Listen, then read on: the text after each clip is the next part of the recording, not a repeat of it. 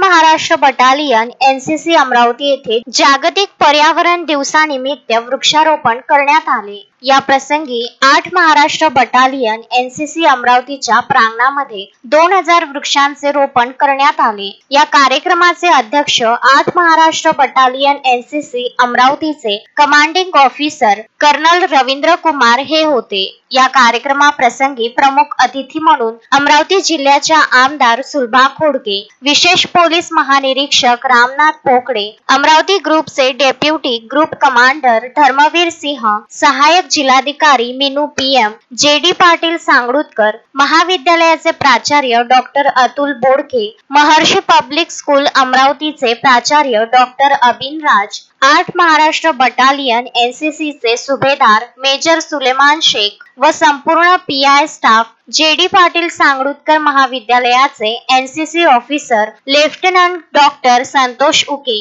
सीताबाई संगई विद्यालय अंजनगावचे NCC officer विशाल भेलांडे, जागृत विद्यालय वरुडचे एनसीसी ऑफिसर सुनील उईके, श्री जगदंब विद्यालय अचलपूरचे एनसीसी ऑफिसर प्रशांत शिरभाते, महर्षी पब्लिक स्कूलच्या एनसीसी ऑफिसर दीपाली वर्गे तसेच 8 महाराष्ट्र बटालियन अमरावती अंतर्गत येणाऱ्या सर्व महाविद्यालयांमधून आलेले एनसीसीचे 400 कॅडेट्स आदी उपस्थित होते। Vidarbha news bureau Amravati.